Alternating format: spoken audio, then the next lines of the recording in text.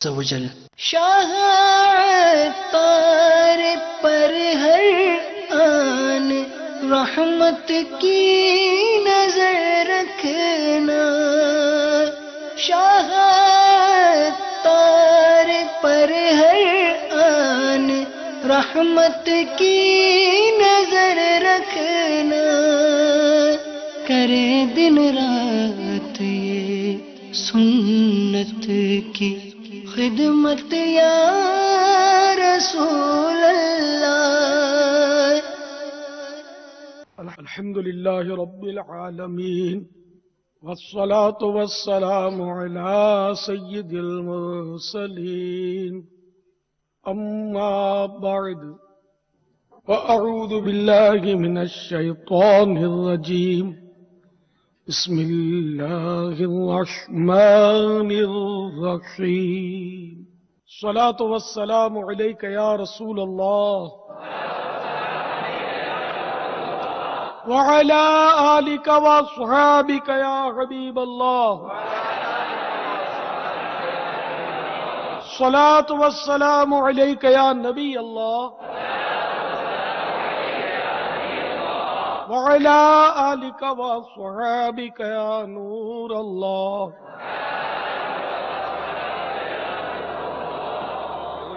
اہل اللہ کا مقولہ ہے، نحن نفرح بالبلاء كما يفرح اہل الدنیا بالنعم، یعنی ہم بلاؤں اور مصیبتوں کے ملنے پر ایسے ہی خوش ہوتے ہیں جیسے اہل دنیا دنیاوی نعمتوں کے ہاتھ آنے پر خوش ہوتے ہیں۔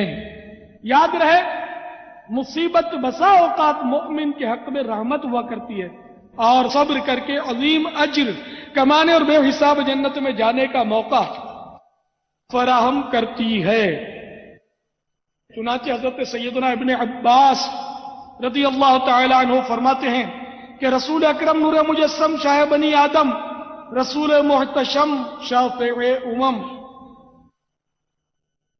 صلی اللہ تعالی علیہ وآلہ وسلم نے ارشاد فرمایا، جس کے مال یا جان میں مصیبت آئی پھر اس نے اسے پوشیدہ رکھا اور لوگوں پر ظاہر نہ کیا، تو اللہ عز و جل پر حق ہے کہ اس کی مغفرت فرما دے۔ یہ سونا میرے دکھ وچ راضی، میں سکھ نو چلے پاواں، کہ جب میرا محبوب میرے دکھوں میں راضی ہے تو میں سکھوں کو چولہے میں ڈالتا ہوں۔ میرے مدنی بیٹے محمد فاروق، جو کہ ہمارے مفتی دعوت اسلامی بھی تھے، رکن شورا بھی تھے، مبلغ بھی تھے، اور ایک صوفی بزرگ تھے، اس حدیث پاک کے مطابق ان کو عمل کرتے دیکھا۔ کبھی میں نے ان سے شکوہ نہیں سنا، میرا بہت ساتھ رہا ان کا۔ کبھی میں نے ان کو یہ نہیں دیکھا کہ انہوں نے کہا کہ میرے پیٹ میں درد ہو گیا ہے، یا میری ٹانگیں دکھ رہی ہیں، یا میرے سر میں آج سر بھاری ہو گیا ہے، طبیعت بوجھل سی ہے۔ مجھے یاد نہیں پڑتا کبھی انہوں نے کہا، اور ان کے گھر والوں کے بھی یہ تاثرات مجھے ملے ہیں کہ گھر میں بھی کبھی انہوں نے یہ نہیں کہا کہ مجھے کوئی مرض ہے یا تکلیف ہے یا بخار چڑھا ہے۔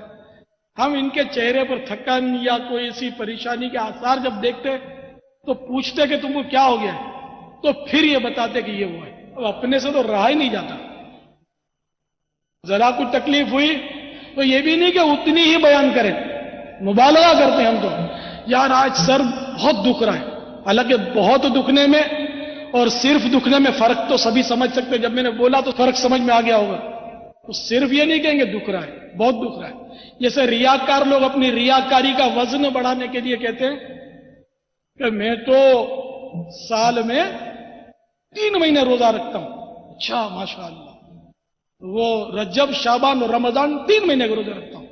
ارے بھائی رمضان کے روزے تو فرض ہے، تو سب رکھتے ہیں، پتہ ہی ہے۔ تو اس طرح اپنے نفلی روزوں کا اعلان اور پھر اس کا وزن بڑھانے کے لیے وہ مطلقاً کہیں گے کہ میں تو 3 مہینے کے ہر سال روزے رکھتا ہوں۔ تو اپنے عمل کا اظہار کرنے سے بہت بچنا چاہیے۔ بہرحال انشاءاللہ میں فاروق بھائی کی یہ کوالٹی بھی آپ کو بتاؤں گا ابھی کہ وہ اپنے عمل کا اظہار کرتے تھے یا چھپاتے تھے اور کس طرح چھپاتے تھے. صلو علی الحبیب صلی اللہ تعالی علی محمد. یہ ہمارا اجتماع ایصال ثواب، اگرچہ مفتی دعوت اسلامی حاجی محمد فاروق عطاری علیہ رحمت اللہ الباری کے لیے کیا گیا، تو ہم ساتھ میں نیت کر لیتے ہیں کہ سرکار صلی اللہ تعالی علیہ وآلہ وسلم کو بھی اس کا ثواب پہنچے آپ کے صدقے میں، خصوصاً ہمارے حاجی فاروق کو بھی ثواب پہنچے، حاجی مشتاق کو پہنچے، مفتی امین صاحب کو پہنچے. یہ بھی ہمارے بہت اچھے اسلامی بھائی تھے. میرے بیٹے حاجی ابو اسید احمد عبید رضا علیہ استاد تھے، اور یہ بھی عرض کر دوں کہ نگران شورا کے بھی مفتی امین صاحب استاد تھے. نگران شورا نے 7 درجے کیے ہیں، 7ویں درجے میں تھے اور یہ ذمہ داری ان پر آ گئی شورا کی، تو یہ بیچارے آگے دورہ حدیث میں فائنل ایئر باقی تھا، اس میں یہ بیچارے بس مصروف ایسے ہو گئے کہ دورہ حدیث کر نہیں سکے. اور میرے بیٹے یعنی مفتی امین صاحب کے شاگرد نے الحمدللہ اپنا درس نظامی مکمل کیا اور الحمدللہ ان کی دستار بندی ہوئی. خوش قسمتی سے مفتی دعوت اسلامی قاری محمد فاروق عطاری علیہ رحمت اللہ الباری کے بھی میرے بیٹے کو شاگرد بننے کا شرف حاصل ہے. اور ہمارے فاروق بھائی بہترین استاد بھی تھے. درس ان کا جو تھا نا وہ بس ایسا تھا کہ جی چاہتا تھا کہ سارے کام چھڑا کر ان کو اسی میں تدریس میں لگا دیں تو دعوت اسلامی کے لیے بہت اچھے مبلغ یہ پیش کریں گے. اس لیے کہ یہ درس بھی دیتے جاتے تھے، میں نے ان کے درس سنے نا کیسٹ ہے، درس بھی دیتے جاتے تھے اور دعوت اسلامی بھی گھول گھول کے پلاتے جاتے تھے. تو سچی بات ہے کہ مجھے مدرس بھی ایسا ہی پسند ہے کہ اپنا عقیدت مند نہ بنائے، دعوت اسلامی عقیدت مند بنائے، اپنے آگے پیچھے نہ پھرائے بلکہ دعوت اسلامی کے ارد گرد اس کو پھرائے، تو مزہ ہے نا. مرنا ہے تو دعوت اسلامی میں رہ کر مرنا، باہر نکل کر مت مرنا. حاجی فاروق کی موت بھی تو آپ کے سامنے، مرتے تو روز ہیں. جس شان و شوکت سے اس کا جنازہ ہوا شاید کتنے زندوں کو رشک آتا ہوگا کہ کاش ہم فاروق کی جگہ ہوتے. اتنا ایصال ثواب، اتنا ماشاءاللہ، اور اتنی محبت، کتنی محبت بتاؤ آپ نے کبھی سنا نہیں ہوگا. شاید آئندہ بھی کسی کے لیے، شاید دعوت اسلامی والوں میں تو سن لو باہر کی امید کم ہے. میری درخواست پر 265 اسلامی بھائی 12 گھنٹے تک فاروق بھائی کے مزار پر موجود رہے. 265 اسلامی بھائی وہاں رکے. بہرحال یہ کہ یہ روحانی رشتہ دار جو ہے نا یہ بہت پاورفل ہوتے ہیں الحمدللہ. لحد میں عشق رخ شہ کا داغ لے کے چلے، اندھیری رات سنی تھی چراغ لے کے چلے. صلو علی الحبیب صلی اللہ تعالی علی محمد. مسجد میں حاجی فاروق شروع میں ذیلی نگران تھے اور انفرادی کوشش کرتے تھے نماز کے بعد لوگوں سے ملنا، دروازے پہ کھڑے ہو کر، وضو خانے پہ بیٹھ جانا لے کے، اس طرح وہ سلام کرنا آگے بڑھ کے. تو میں تو ماڈرن تھا، اس نے لکھا ہے اسلامی بھائی نے، تو مجھے آگے بڑھ کے انہوں نے سلام کیا. میں نے لفٹ ہی نہیں کرائی، جواب بھی نہیں دیا کہ مولانا کو جواب کہاں سے دوں گا، گھبرا کے میں نکل گیا. پھر مجھے احساس ہو گیا اور میں نے اپنے آپ کو کوسا کہ تو کیسا ذلیل آدمی، اللہ کے نیک بندے نے تو یہ سلام کیا، کمبخت جواب ہی تو دے دیتا. تو اس نے کہا تو یہ کھا جانا تھا. میں نے اپنے آپ کو ملامت کی اور میں دوسرے دن جب پہنچا نماز کے لیے، اب حاجی فاروق نے حسب عادت اس کو سلام کیا ماڈرن اسلامی بھائی کو. پھر اب اس کو چونکہ وہ کل اس کے نفس نے ملامت کی تھی، اس کی قسمت کھلی تھی، سلام کی برکت سے سلامتی نازل ہو رہی تھی اس پر، تو اس نے سلام کے جواب کے ساتھ ساتھ بڑھ کر حاجی فاروق سے خود اچھی طرح عقیدت سے ہاتھ ملایا. اور اللہ والوں سے عقیدت سے ملنا بھی بڑا درجہ رکھتا ہے. بہت سے لوگ صرف قیامت کے دن اس لیے بخشے جائیں گے کہ انہوں نے بزرگوں کی عقیدت سے دستبوسی کی ہوگی. یہ اللہ کی رحمت بس کس پر کس بہانے ہو جائے کچھ نہیں پتا. تو بہرحال اس نے عقیدت سے ہاتھ ملائے. فاروق بھائی نے مزید اس پر انفرادی کوشش کی. اب وہ انفرادی کوشش کے نتیجے میں یہ اجتماع میں آئے. وہ لکھتے ہیں کہ میں اجتماع میں آیا اور اٹھنا بیٹھنا شروع کیا مدنی ماحول میں، حتیٰ کہ بڑھتے بڑھتے بڑھتے آج میرے ایسا ماڈرن نوجوان جس نے فاروق بھائی کے سلام کا جواب تک نہیں دیا تھا، آج الحمدللہ باب المدینہ کی ایک ڈویژن کے قافلوں کی ذمہ داری میرے ہاتھ میں۔ تو فاروق بھائی کی نظر نے کہاں سے کہاں پہنچا ہے، سبحان اللہ۔ اس سے ہمیں انفرادی کوشش کا بھی درس ملا، خالی بیان ہو جائے اور لوگ ماحول میں آ جائیں یہ ذرا کم ہوتا ہے صاحب۔ صلو علی الحبیب صلی اللہ تعالی علی محمد۔ یہ رکن شورا کیسے بنے اس کا واقعہ بھی بڑا دلچسپ ہے میرے حساب سے۔ وہ یوں کہ یوں تو میں ان کو جانتا تھا، مرکز کے تو ایسے وفادار تھے، یہ دور حدیث کر رہے تھے، طالب علم تھے پھر دور حدیث کر رہے تھے، اور اس میں بس میرا ذہن بنا کہ مجھے باب المدینہ میں 12 دارالفتہ کھولنے، دعوت اسلامی کے مفتی بھی ہونے چاہیے اور ہم فتوے بھی دیں۔ اب یہ مفتی میں لاؤں کہاں سے دعوت اسلامی کے ذہن کا؟ تو بھائی اپنا پروڈکشن کرو تو ہی ہوگا۔ تو پھر ہم نے وہ 2 اسلامی بھائیوں کا انتخاب کیا اس میں، بھائی 2 کو بناتے ہیں، اس میں ایک ہی ہمارے مفتی فاروق صاحب بھی، بھائی ان کو بھائی دور حدیث کر رہے ہیں، نہیں بھیجو اس کو بھائی، چلو بھائی بھیجو۔ مفتی فاروق کو جب بولا تو انہوں نے بیچاروں نے کوئی نہیں کیا، جا کے سکھر میں بیٹھ گئی دارالفتہ کا کورس کرنے کے لیے، پھر دور حدیث بھی کر لیا۔ تمہارا لیے کہ یوں یہ مرکز کی اطاعت گزاری میں اپنی تعلیم چھوڑ کر، جو ایک جاری تھی وہ چھوڑ کر، وہ الحمدللہ مفتی کورس کر لیا انہوں نے۔ اب رکن شورا کیسے بنے؟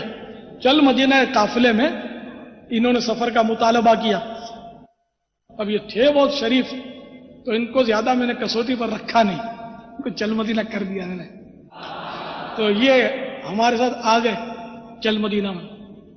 اب وہاں میں نے ان کو دیکھا نا تو مجھے یاد نہیں پڑتا کہ میرے قافلے بہت گئے چل مدینہ کے، ان جیسا کوئی چل مدینہ والا مجھے یاد نہیں پڑتا۔ یہ کوالٹی ڈیفرنٹ سب سے الگ تھلگ رہنا، ٹائٹ قفلے مدینہ بولنا نہیں، ٹائٹ، اور تلاوت کرتے رہنا، اپنی عبادت کرتے رہنا، سو جانا۔ اچھا، جو ہمارے درس ہوتے تھے یاسین شریف کی تلاوت کے اور ہلکے تلاوتوں کے ہلکے ہوتے تھے ہمارے، تو ان میں شریک ہوتے تھے، خود بھی تلاوت کرتے تھے، یاسین شریف بھی پڑھتے تھے، یہ بھی پڑھتے تھے، دوسرے اسلامی بھائی بھی پڑھ کے سناتے تھے۔ بس یہ میری نظر میں پھب گئے کہ یار یہ بندہ کام کا ہے، اس پہ ہاتھ رکھنا ہے۔ پھر ہمارا مشورہ ہوا، موجودہ نگران شورا اس وقت یاد نہیں نگران تھے یا نہیں تھے، شاید حاجی مشتاق حیات تھے، اب یہ بھول گیا ہوں میں۔ تو ہمارا مشورہ ہوا اور ہم دونوں نے آپس میں یہ ڈیسائیڈ کیا کہ فاروق کو شورا میں ڈال دیتے ہیں۔ جس دن سے مرحوم فاروق رکن شورا کی حیثیت سے مدنی مشورے میں شریک ہوئے، ہر دل عزیز و محترم بن، سارے شورا والے ان سے متاثر ہو اور آخر تک متاثر رہے۔ کبھی فاروق بھائی مذاق مسخری نہیں کرتے تھے، میں نے کبھی دیکھا ہی نہیں ان کو کہ مذاق مسخری کرتے ہو، ٹہکتے کی آواز کبھی نہیں سنی ہنسنے کی ان کے۔ یہ گھر والوں کا بھی یہی ہے کہ ہم نے آج تک اس کا ٹہکا نہیں سنا، اور ان کے ہوتے ہوئے دوسروں کو بھی مذاق مستی کرنے کا ذرا وہ ڈر لگے، ہمت نہیں ہوتی تھی۔ نگران شورا اعتراف کر رہے ہیں اپنی عاجزی یا جو بھی کہیے کہ میں اپنا حال کیا بتاؤں، بطور نگران شورا مشہور تو میں ہی رہا، مگر در پردہ مفتی فاروق صاحب رحمت اللہ تعالی علیہ ہی دعوت اسلامی کی شورا کی نگرانی فرماتے رہے۔ اراکین شورا گھنٹوں کسی اہم معاملے پر بحث کرتے، اور جب کسی نقطے کو طے کرنے کی پوزیشن میں آ جاتے تو مفتی فاروق صاحب کی طرف رجوع کرتے اور ان کی ہاں پر ہمارا فیصلہ موقوف ہوتا۔ اصل نگران کون ہوا؟ تو ویٹو فاروق بھائی کا چلتا تھا، اور سچی بات ہے میں بھی فاروق بھائی کی طرف رجوع کرتا تھا، بارہا ان سے مشورے کرتا تھا۔ خدا کی قسم مجھے صدمہ اس وجہ سے زیادہ ہے، موت تو برحق آنی ہے، ایسی موت تو قابل رشک ہے کہ اللہ ایمان پر ہم سب کو موت نصیب کرے۔ بہت فکر ہوتی تھی ایمان کی ان کو، کیا ان کے تو میں نے معاملات دیکھے، میں کیا بتاؤں۔ یہ مجھ سے بہت محبت کرتے تھے اور مجھ سے کئی بار مسائل پوچھتے تھے، کئی بار فتوے میں جہاں ضرورت پڑتی تھی مجھ سے مشورہ کرتے تھے کہ یہ فتویٰ آیا ہے، میں یار کیا جواب دوں، سمجھ میں نہیں آیا، میں نے یہ لکھا ہے. تو اگر میں بولتا تھا کہ یار یہ نہیں، یوں نہیں، یوں ہونا چاہیے، تو یا تو یہ مجھے قائل کرتے تھے یا مان جاتے تھے اور فتویٰ روک دیتے تھے. الحمدللہ اتنی عاجزی ان کی دیکھی میں نے، الحمدللہ. اللہ ان پر کروڑوں رحمت نازل فرمائے. نگران شورا مزید لکھ رہے ہیں کہ ان کے ساتھ سفر ہند انتہائی یادگار سفر تھا، ہند کے دورے پر گئے تھے. ان کی موجودگی جہاں شرعی رہنمائی کا باعث تھی، وہیں مدنی انعامات پر ابھارنے والی بھی تھی. سارا سفر قرآن پاک کی کثرت سے تلاوت اور تہجد میں اٹھنا اور صدائے مدینہ کا وہ معمول دیکھا جس کو بیان کرنا مشکل ہے. حال ہی میں ان کا اجارہ تو سالانہ اوسط پر جو سب کا بڑھایا تھا، جو قانون ہے دعوت اسلامی، اس کے حساب سے ان کا بھی اجارہ میں اضافہ کیا تنخواہ میں. تو فاروق بھائی نے سنت صدیقی ادا کی اور فرمانے لگے اتنا سارا تم لوگوں نے میرا اجارہ بڑھا دیا، تنخواہ بڑھا دی ہے، مجھے اس زائد رقم کی حاجت نہیں. یہ لکھا ہے کہ میرا اجارہ کئی ہزار روپے بڑھ گیا ہے، میں پریشان ہوں کہ مجھے اس زائد رقم کی حاجت نہیں ہے، لہذا مجھ پر کرم کیا جائے اور میرا اجارہ نہ بڑھایا جائے. ہمارے وہ اسلامی بھائی اور وہ ملازمین اور اجارہ کرنے والے اس سے سبق حاصل کریں. بعض اوقات لڑائی کریں، اس کو اتنی تنخواہ دیتے اور میری اتنی تنخواہ، میں تو سینئر ہوں، تو میں تو یوں ہوں، تو میں تو اس سے زیادہ قابل ہوں، میرا تو گریڈ فلاں کی طرح ہے، میرا تم لوگوں نے اتنا اور اس کا اتنا. خیر ان کا مطالبہ بھی بعض صورتوں میں جائز ہوتا ہے، لیکن تقویٰ ہے. تو ہمارے حاجی فاروق ایسے تھے. مزید نگران شورا نے اپنے تاثرات لکھتے ہوئے بتایا کہ حقیقت یہ ہے کہ تصوف قال کا نہیں حال کا نام ہے، اور یہ حقیقی صوفی اور متقی بزرگ تھے. حاجی فاروق جیسے بہت سے لوگ اپنے نام کے آگے صوفی لکھتے ہیں، صوفی فلاں، یہ آپ نے بہت سے دیکھا ہوگا. اور صوفی صاحب جب بولنے پر آتے ہیں، جب لگام چھوٹتی ہے ان کی تو جان بچانا مشکل ہو جاتا ہے. ایسے بول کے ہوتے ہیں اور فالتو باتوں کی تو مار گالیاں، نام ہوتا ہے صوفی صاحب. اللہ کسی صوفی کا ہمیں غلام بنا دے، کسی سچے صوفی کی غلامی نصیب کر دے. صوفی کہنا آسان ہے، بننا بہت مشکل ہے. یہ سب سے پہلے جب مجھے بتایا تھا کہ میں اجتماع میں پہلی بار آیا نا، ہفتہ وار اجتماع میں، شاید گلزار احمد میں آئے تھے پہلی بار، تو دعا میں متاثر ہوا تھا. بس وہ دعا سمجھ میں آ گئی، پسند آ گئی. اس کے بعد دعوت اسلامی کی منزلیں طے ہوتی چلی گئی الحمدللہ. کھانے پینے کے معاملے میں گھر والوں کے تاثرات یہ ہیں کہ یہ کبھی فرمائش نہیں کرتے تھے کہ یہ پکاؤ، آج وہ ڈش پکاؤ. جو دیا سمجھ میں آیا تو چپ چپ کھا لیا. ان کی امی جان کا یہ کہنا ہے کہ یہ کبھی ہم نے ان کو غصے کرتے نہیں دیکھا، نہ بہن بھائیوں پر، نہ اپنی بچی کی امی پر. ہمیشہ نرمی سے گفتگو فرماتے ہیں. یہ نہیں، یہاں مراد یہ بھی ہو سکتا ہے ناجائز غصہ نہ کیا. غصہ تو بعض اوقات آدمی کو آ جاتا ہے، اچھا غصہ آ گیا تو پھر یہ کہ لگام ڈال دی، اور پھول پھول جو بکتے ہیں غصے میں وہ نہیں کرتے تھے. اگر ان کو کھانا پیش کر دیا جاتا اور اس میں اگر نمک نہ ہوتا، بالفرض کبھی نمک بھول جاتے نا، تب بھی اللہ کا بندہ ایک لفظ نہ بولتا، چپ چاپ وہ پھیکا کھانا کھا لیا. ایسے تھے میرے فاروق بھائی. اپنے کو تو ذرا ٹھنڈا کھانا ہو تو بھی سمجھ میں نہیں آ رہا، گرم کر کے لاؤ. مرچی تیز ہو گئی ہے اور مسالہ یہ ہو گیا تو ہم تو یہ نخرے کرتے ہیں. یہ حدیث شریف پر یہ بھی عمل ہے کہ کھانے کو میرے آقا صلی اللہ تعالی علیہ وآلہ وسلم نے کبھی عیب نہیں لگایا. پسند آیا تناول فرمایا، نہیں پسند آیا تو ہاتھ روک لیا. کھانے پر عیب نہیں لگاتے تھے کہ یہ تیکھا ہے، تو جیسے ہم بولے تیکھا ہے، پھیکا ہے، بد مزہ ہے، کڑوا ہے. اس ایڈنگ کے ساتھ یہ ملی ہے تحریر کہ مرنے سے قبل ہی اپنی موت کی خبر دے دی. شادی کے چند دنوں بعد ہی انہوں نے اپنی بچی کی امی سے فرما دیا تھا کہ میں زیادہ عرصے जी नहीं सकूंगा। और अक्सर वसीयतें फरमाते रहते, उसको ताकीद करते रहते बच्ची की अम्मी को कि मेरे मरने के बाद देखो यूं करना और यूं मत करना, यूं करना और यूं मत करना। एक बार इनकी बहन किताबों की अलमारी साफ कर रही थी तो एक पर्ची उनके हाथ में आ गई। ये इनकी हयाती की बात है फारूक भाई की, कि मेरे मरने के बाद तमाम किताबें दावत इस्लामी की जामियातुल मदीना को दे दी जाए। इसके बाद कुछ अरसे के बाद खुद ही सारी किताबें ले गए जामियातुल मदीना में। अमीर अहले सुन्नत से मुफ्ती फारूक साहब की मोहब्बत का ये आलम था कि अपने घर में ये फरमाया करते थे कि मुझे जो कुछ भी मिला है सब मेरे मुर्शिद के सदके में मिला।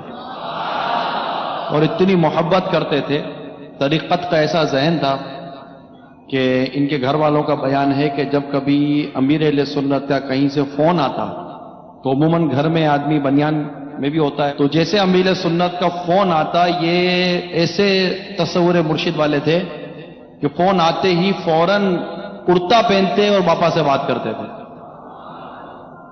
ऐसा जहन हो, कभी बापा का तबरुक या कोई चीज बापा अता कर देते इन्हें तो जाकर अपने घर के अफरादों को खिलाया करते थे कि मेरे बापा ने दिया है, मुझे खुश हो जाया करते थे। अल्लाह ताला इनकी मोहब्बत का सदका हमें अता फरमाए। और अपनी बच्ची की अम्मी को यह भी कह दिया था कि देखो मेरे मरने के बाद मेरे छोड़े हुए माल को शरीयत के मुताबिक ही तकसीम करना। अपनी अलमारी में सिर्फ 4 जोड़े कपड़े के रखते थे, इससे ज्यादा नहीं रखते, किफायत शारी। माहे रबीउन नूर शरीफ में नए सिलवाते तो फिर अपने पुराने कपड़े किसी और को दे देते। जब पंजाब तशरीफ ले गए तो अपने तमाम जोड़े कपड़ों के ले गए और तकसीम कर दिए।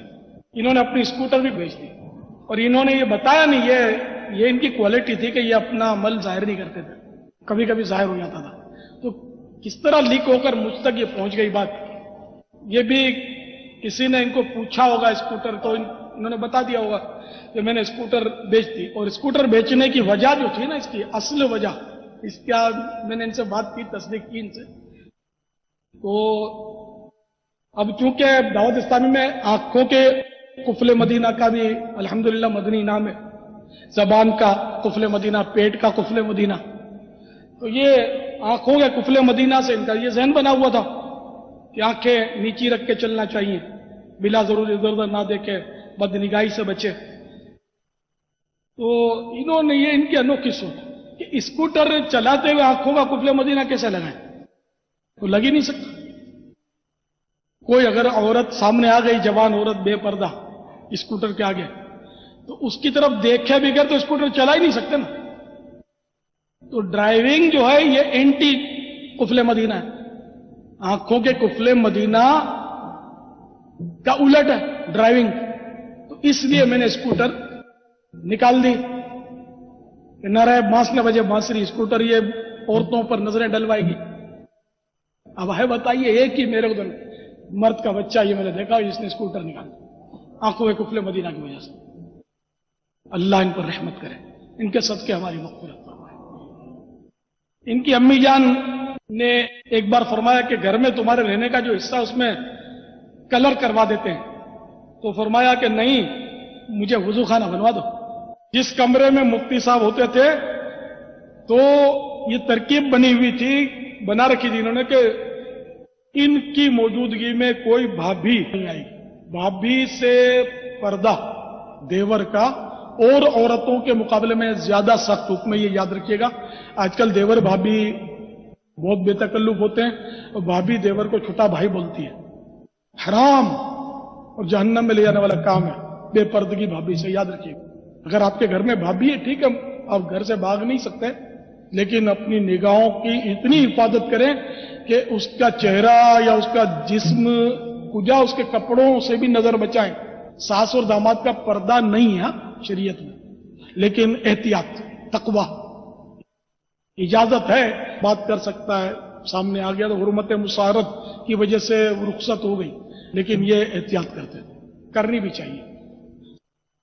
सास और बहू से भी पर्दा करना चाहिए, अगरचे हुक्म नहीं है, लेकिन दौर बड़ा नाजुक है, शैतान फितने में डालेगा, जवान बहू होगी, इसलिए बचना ही आफियत है। मेरी भी बहू है, 10 शवालुल मुकर्रम को रुखसती हुई थी और निकाह मुल्तान में करवाया था, सहरा मदीना में। मुफ्ती फारूक का और अबू उसैद मदनी का निकाह दोनों का इकट्ठा हुआ था मुल्तान शरीफ में।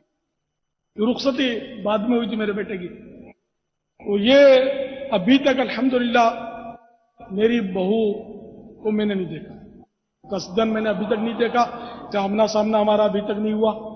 इस बकर ईद को वो मुझे बेटे ने टेलीफोन पर, दूसरे मुल्क में था मैं, जब मैंने फोन किया बेटे को तो मेरे को बोला कि पापा अब तो फोन पर तो बात कर लो बेचारी से। ये रोती थी कि पापा मेरे से बात तक नहीं करते। ये कहकर वो रजा ने फोन मेरी बहू को दे दिया और उसने मेरे से दुआ सलाम किया। और ये जिंदगी में एक ही बार मेरी अभी तक गुफ्तगू हुई है, न इससे पहले कभी हुई थी न इसके बाद। मैं मतलब अपने तौर पर बस बचता हूं, मुझे अपने नफ्स पर एतमाद नहीं है, सच्ची बात यह है।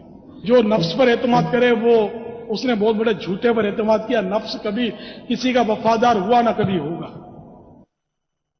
नफ्स तो ऐसा खतरनाक है, यूं कह सकते हैं नफ्स शैतान का भी बाप है, नफ्स अम्मारा बहुत खतरनाक है। अल्लाह ताला शैतान और नफ्स अम्मारा के शर से बचाए, नफ्स लव्वामा नसीब करें और नफ्स मुतमइन्ना लेकर हम दुनिया से रुखसत हो।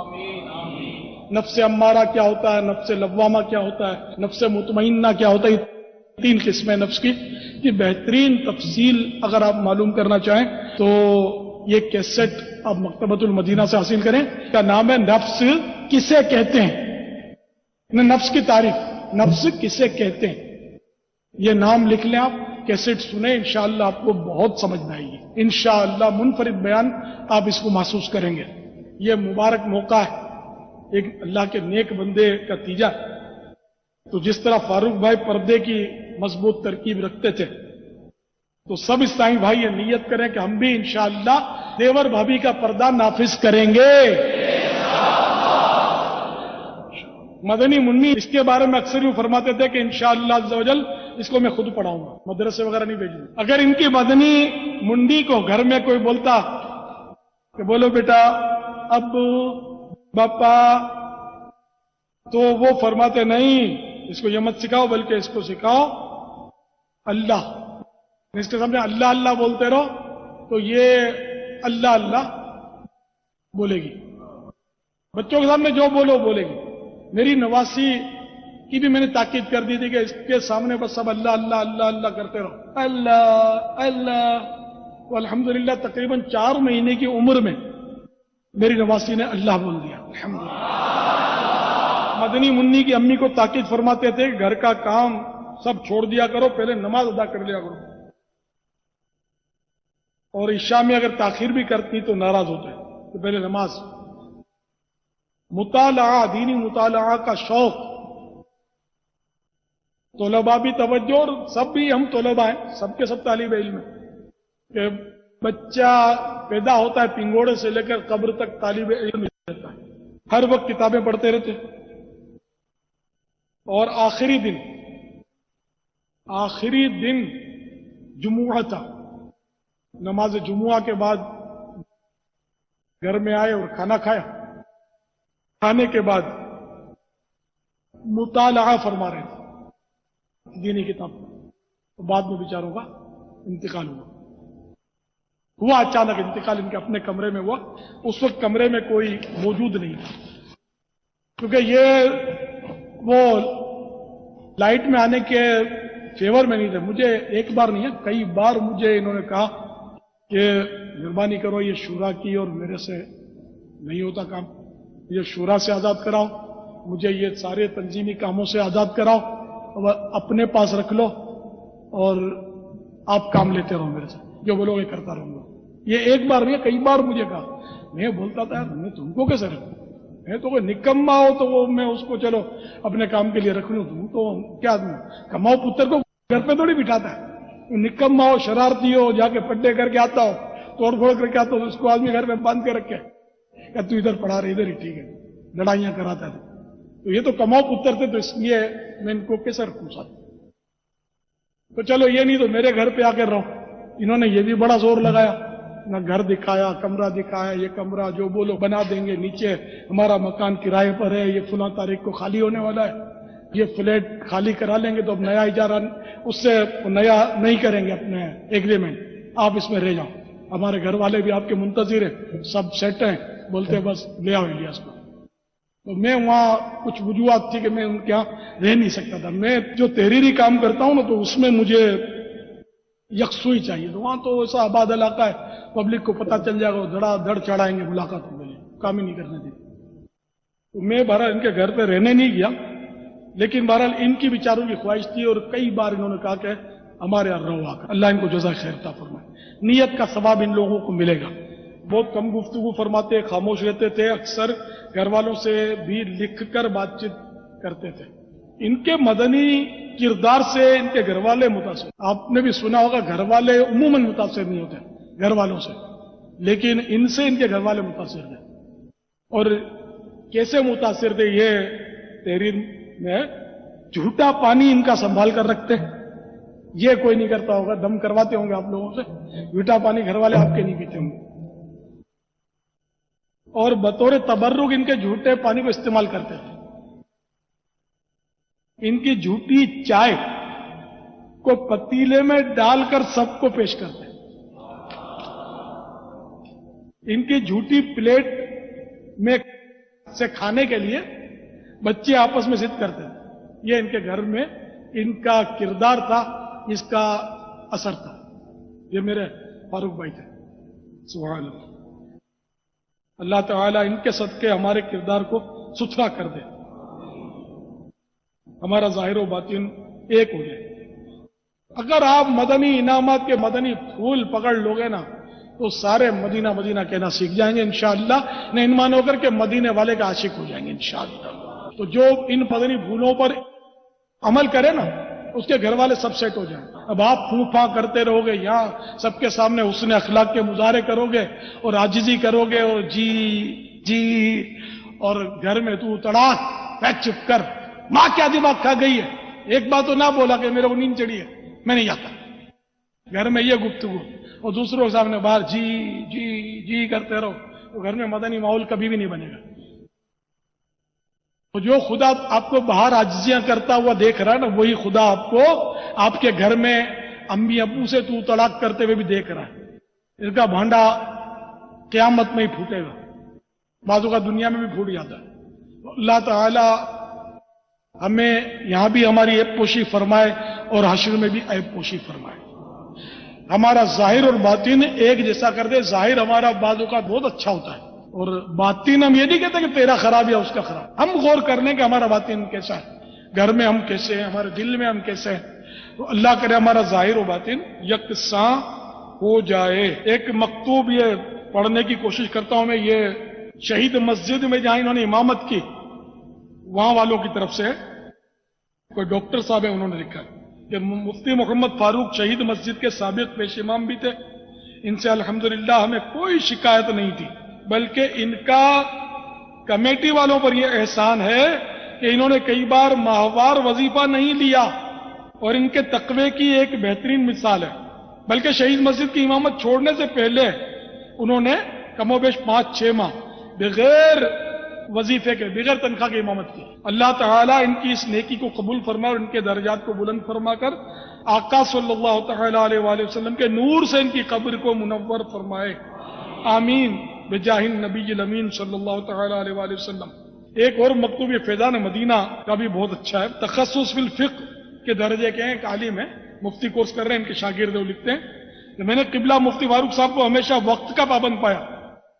مکتب مجلس افتاح میں ان کا وقت صبح 8 بجے شروع ہوتا تھا. یہ جب بھی باب المدینہ میں موجود ہوتے اور یہ صبح 8 بجے سے پہلے تشریف لے آتے تھے، اور یہ تو مجھے بھی معلوم ہے.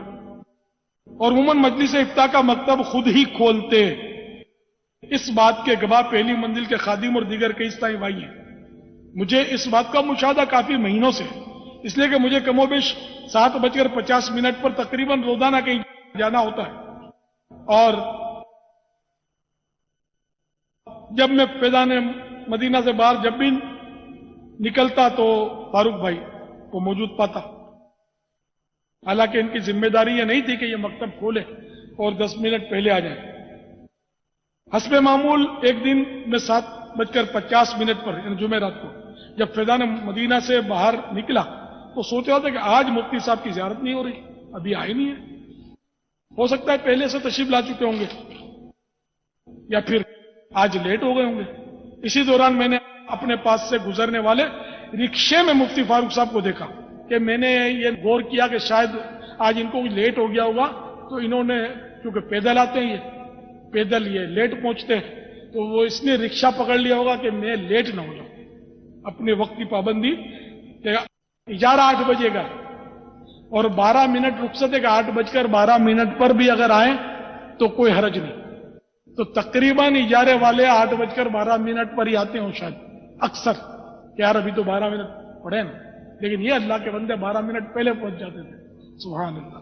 یہ تقویٰ تھا کہ اس لیے یہ کہ کہیں لیٹ ہو جائے اور میرا وہ اجارہ ناجائز نہ ہو جائے، میری تنخواہ وقت پر نہیں جائے، بلا وجہ بلا اجازت شرعی تاخیریں کرتے رہے تو ظاہر ہے کہ اتنی تنخواہ تو حرام ہو جائے گی. آج کل تو تقریباً کا حال اپنا غور کر لیں.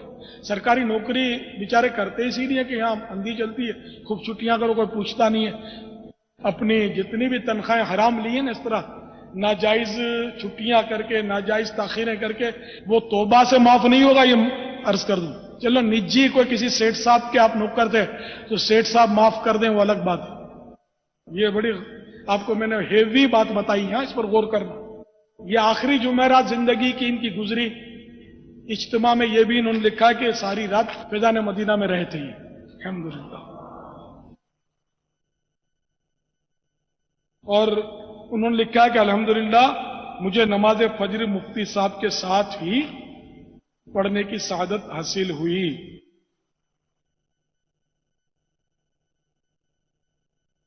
اور ایک اسلامی بھائی نے انہی کے بہت اچھا لکھا ہے انہوں نے کہ یہ بات میرے مشاہدے میں بھی رہی کہ اصول و وقت کی پابندی کرتے تھے اور دوسرے کے وقت کی بھی قدر کرتے تھے. وہ اس طرح کے تخصص فی الفقہ کے درجے میں پورے 8 بجے پڑھائی وغیرہ شروع فرما دیا کرتے تھے، اگرچہ درجے میں 1-2 اسلامی بھائی ہی پہنچے ہوتے.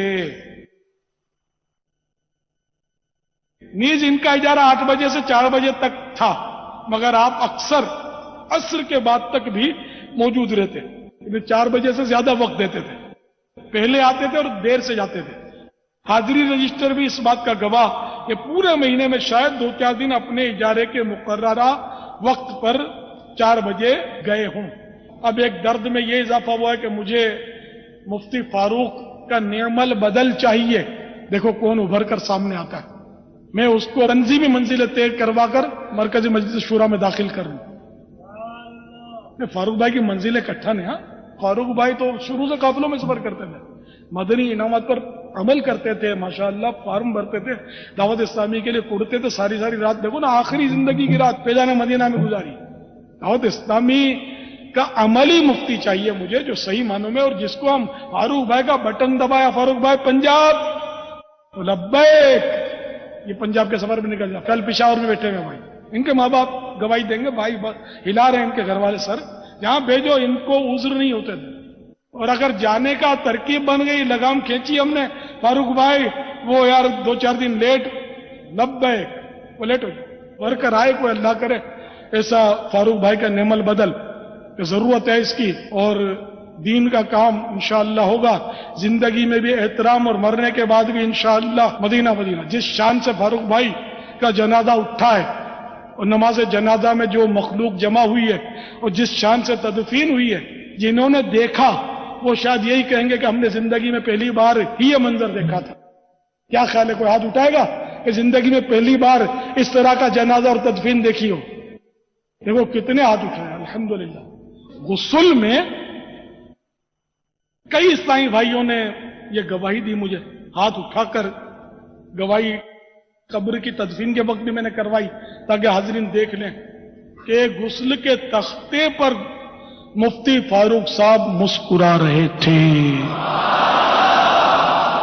سنیم من نار یا غوث اعظم میزنم دمز شیخ احمد رضا خان قطب عالم میر ظلم. میں وہ سنی ہوں جمیل قادری مرنے کے بعد، میں وہ سنی ہوں جمیل قادری مرنے کے بعد، میرا لاشا بھی کہے گا الصلاۃ والسلام، میرا لاشا بھی پڑھے گا الصلاۃ. ایسی منزل ملی کہ امیر اہل سنت نے اپنے ہاتھوں سے اپنے اس مرید صادق کو قبر میں اتارا، جنازہ بھی پڑھایا، اور خود مرشید اپنے مرید کے جنازے کو لے کر تدفین کے لیے جا رہے ہیں، اپنے ہاتھوں سے قبر میں اتار رہے ہیں، اور رب کی بارگاہ میں عرض کر رہے ہیں یا رب کریم میں اس سے راضی ہوں، تو بھی اس سے راضی ہو جا. پیارے مصطفیٰ کی بارگاہ میں عرض کر رہے ہیں یا رسول اللہ میں اس سے راضی ہوں، آپ بھی اس سے راضی ہو جائیے. غوث پاک کی بارگاہ میں عرض کر رہے ہیں یا غوث پاک رضی اللہ تعالیٰ عنہ میں اس سے راضی ہوں، آپ بھی اس سے راضی ہو جائیے. کتنے خوش قسمت ہیں کہ مرشد مرید سے راضی ہو اور اپنی رضا کے ساتھ اس کو قبر میں اتار دے. تو یہ واقعی ایک مرید صادق کی معراج ہوتی ہے. اللہ تبارک و تعالی ان کا یہ صدقہ ہمیں بھی عطا فرمائے. الحمدللہ کافی ایصال ثواب کے لیے آئی ہے لسٹ، وہ عرض کرتا ہوں. قرآن پاک 69,281 مختلف پارے، 90,423 مختلف سورتیں، 38,87,44,154 مزید 54، حج 5، عمرہ 17، طواف 7، کلمہ شریف 5,79,21,215، درود شریف 2,39,77,42,10 کمائی ہو گئی نا اس کی. دعوت اسلامی میں نہ ہوتے تو جیسے بعض لوگ دعوت اسلامی میں کام کرتے ہیں، بہت برسوں تک کرتے ہیں، پھر ناراض ہو کے چلے جاتے ہیں، یا حالات بس شیطان لے جاتا ہے، ماڈرن بنا دیتا ہے، پھر گمنامی میں مر بھی جاتے ہیں بیچارے. یہ دیکھو دعوت اسلامی میں آخری سانس تک رہے تو کتنی برکتیں ملی اس کو. ہاں یا اللہ اس کے صدقے ہم کو بھی استقامت عطا فرما. تسبیحات 20,61,656 مدنی قافلوں کے سوا 1961. سبحان اللہ. جزاہم اللہ، جنہوں نے یہ ایصال ثواب پیش کیا، اللہ تعالیٰ ان کو جزائے خیر. شاہ تار پر ہر آن رحمت کی نظر رکھنا، شاہ تار پر ہر آن رحمت کی نظر رکھنا، کرے دن رات یہ سنت کی خدمت یا رسول اللہ.